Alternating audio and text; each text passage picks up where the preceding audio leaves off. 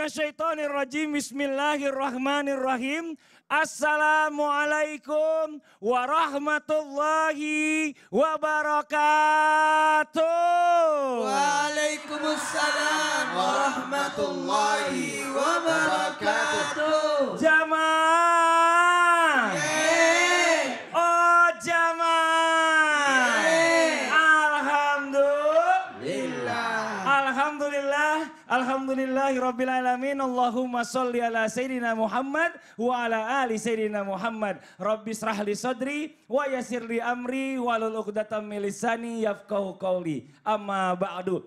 Jamaah Islam itu yang dirahmati Allah. Alhamdulillah hari ini kita bertemu lagi di Islam itu Indah ya. Di hari yang berbahagia ini yang bertepatan dengan memperingati hari Isra Mi'raj. Mana suaranya ini ibu-ibu dari mana jamaah nih Bu? Pelabuhan Ratu, tepuk tangan dong buat jamaah kita yang hadir di sini dari Pelabuhan Ratu. Mana tepuk tangan yang lebih semangat lagi, bagi-bagi ayo semuanya. Yang di rumah juga semangat ayo. Tanggal merah hari libur jangan mager ya, kita belajar. Ini Masya Allah buat semua kita tanya sama-sama nih. Udah merasa dirinya jadi orang baik belum?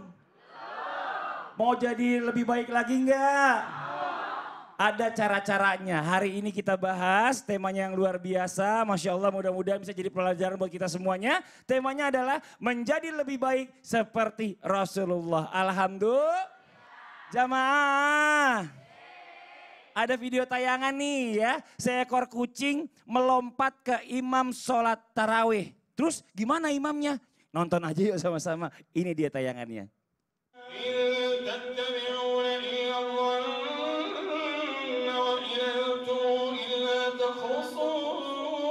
Nah ini kita lihat tadi ya, ketika sholat tarawih yang diadakan di Masjid Abu Bakar Al-Siddiq diwarnai oleh fenomena lucu. Diposting di Facebook Syekh Walid, terlihat ada seekor kucing lucu yang melompat ke arah sang Syekh yang sedang berdoa tarawih. Bukannya kaget, Syekh justru membelai kucing tersebut dengan lembut selagi terus membaca ayat-ayat doa.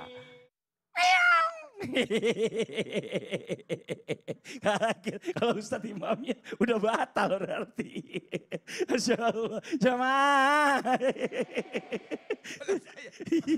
Pasti batal imamnya. Ini Masya Allah luar biasa di tayangan kita lihat ya. Imamnya gak kaget sama sekali, kayaknya benar-benar sayang banget sama binatang ini Masya Allah. Nah tapi kita pengen banget nih yang namanya manusia itu ya menjadi orang yang lebih baik. Terutama nomor satu nih berkaitan dengan Isra Mi'raj, sholat dulu deh Ustadz ya. Bagaimana caranya kita bisa menjadi seperti Rasulullah yang menjaga sholatnya ini menjadi selalu makin baik, dan makin baik lagi. Mohon izin waktunya, tepuk tangan buat guru kita Ustadz Maulana, Fadil Ustadz.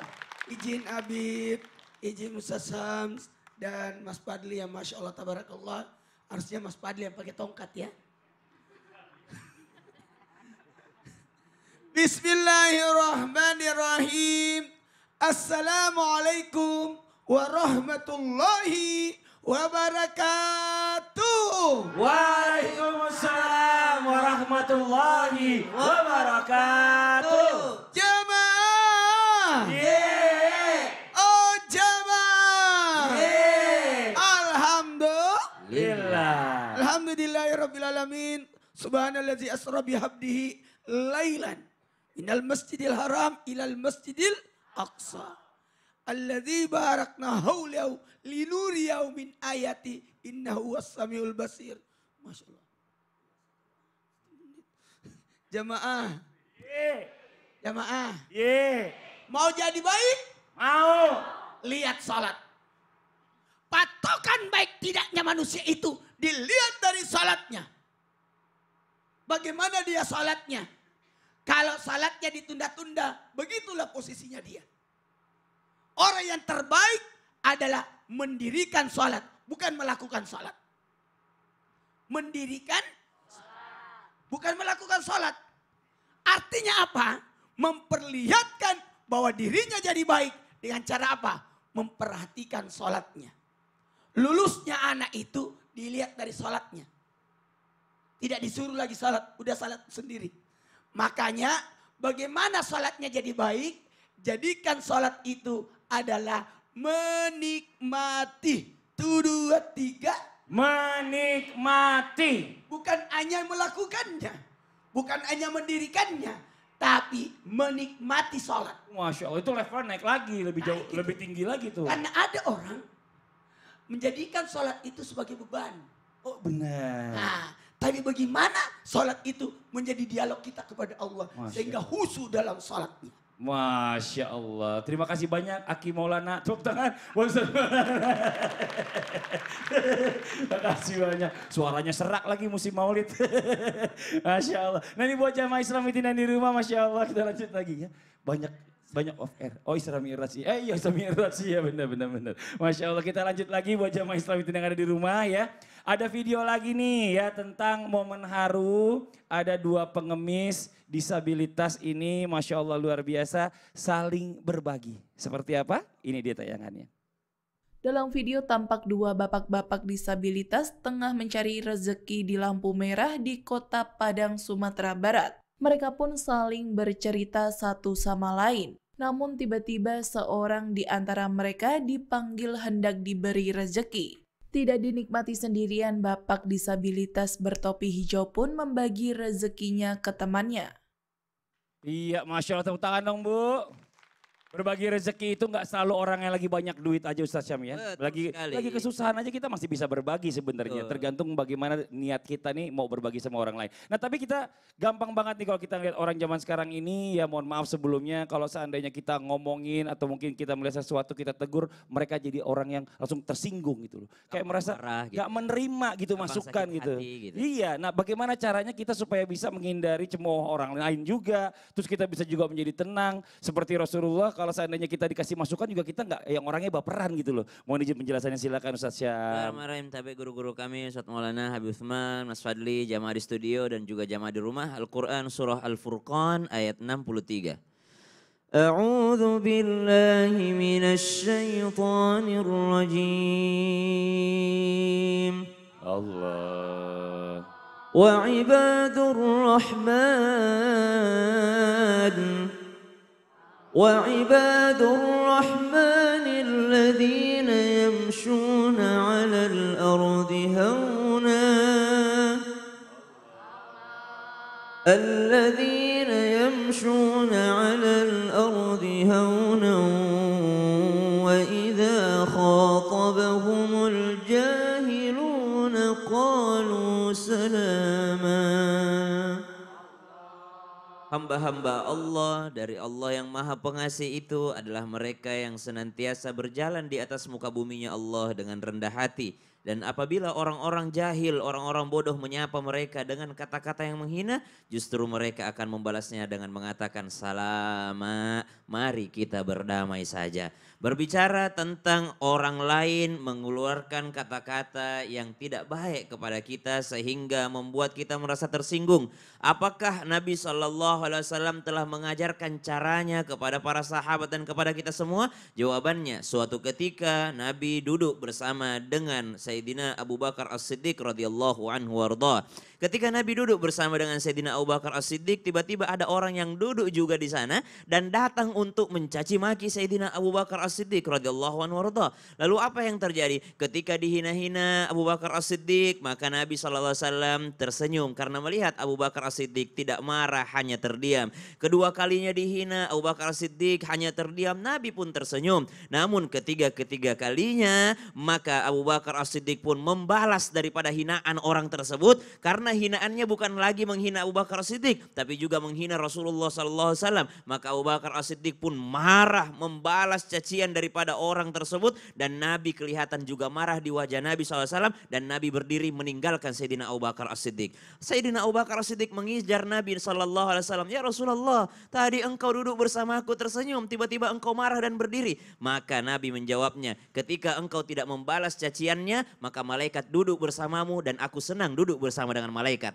Tapi ketika engkau membalas caciannya dengan cacian juga, maka setan datang untukmu, menggodamu, dan aku tidak senang duduk dengan syaitan. Artinya Sayyidina Abu Bakar Siddiq ketika terpancing, tersinggung juga, setan datang untuk merayunya lebih marah dan membalas dengan kezaliman juga. Dan Nabi SAW tidak menyenangi hal itu. Berarti apa yang bisa menahan, mengerem kita untuk tidak marah ketika dikatain orang? Jawabannya adalah iman. Abu Bakar As-Siddiq tidak melihat malaikat hadir. Tapi Sayyidina Abu Bakar As-Siddiq percaya apa yang disampaikan Nabi Muhammad SAW. Masya Allah. Terima kasih banyak Ustaz Sama-sama, Syam. Mas Tepuk tangan Fadli. buat Ustaz Syam.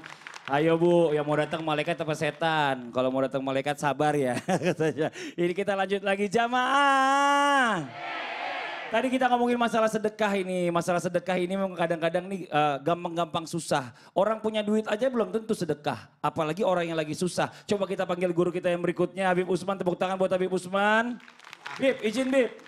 Kita mau nanya nih bagaimana caranya kita walaupun dalam kesulitan nih bisa tetap sedekah. Apa yang harus kita lakukan nih Bib? Mohon izin Fadl, silakan Bib. Afwan Mas Fadli, Ustadz Maulana Ustadz Syam. Bismillahirrahmanirrahim. Assalamualaikum warahmatullahi wabarakatuh. Waalaikumsalam warahmatullahi wabarakatuh. Alhamdulillahi rabbil alamin. Wassalatu wassalamu ala sayyidina wa nabiyina wa maulana Muhammadin wa ala alihi wa sahbihi ajma'in amma ba'du. Segala puji bagi Allah Subhanahu wa taala yang telah memberikan kita nikmat iman, nikmat sehat wal afiyah.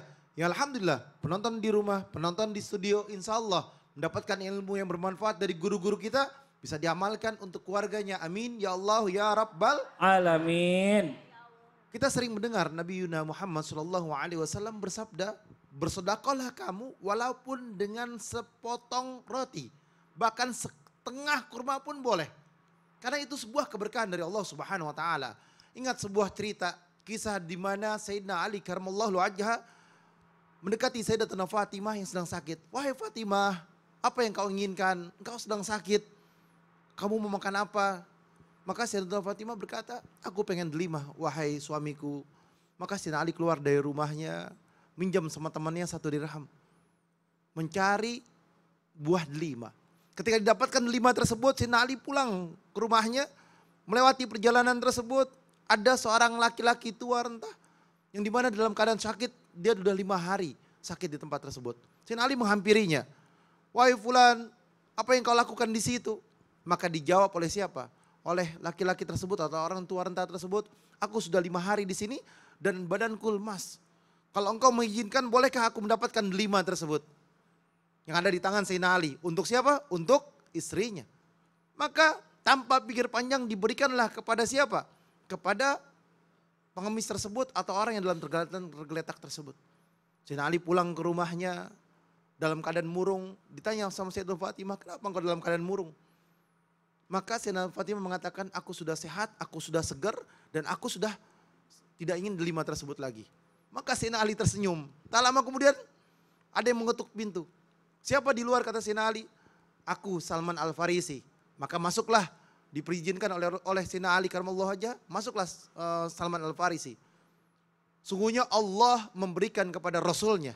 Allah memberikan kepada Rasulnya dan diberikan kepadamu sebuah hadiah yang besar. Dilihat nampan tersebut ditutup oleh penutupnya dan dibuka oleh Sayyidina Ali, ternyata isinya delima. Dan isinya 9. Kata Sayyidina Ali, kalau misalkan seandainya dari Allah, maka isinya adalah 10. Maka satu lagi dikeluarkan. Karena dalam Al-Quran Allah berfirman, 1 dibalas 10. 10 kebaikan, Dan Masya itu Allah. langsung dari surganya Allah Subhanahu wa taala dalam sebuah riwayat. Masya Allah, tepuk tangan dong buat guru kita Habib Usman, jazakallah khair ilmunya. Nah ini buat jamaah Islam itu yang ada di rumah, ada pertanyaan bagus dari Instagram @hafizputra_17. Ustadz Maulana mohon izin boleh maju ke depan.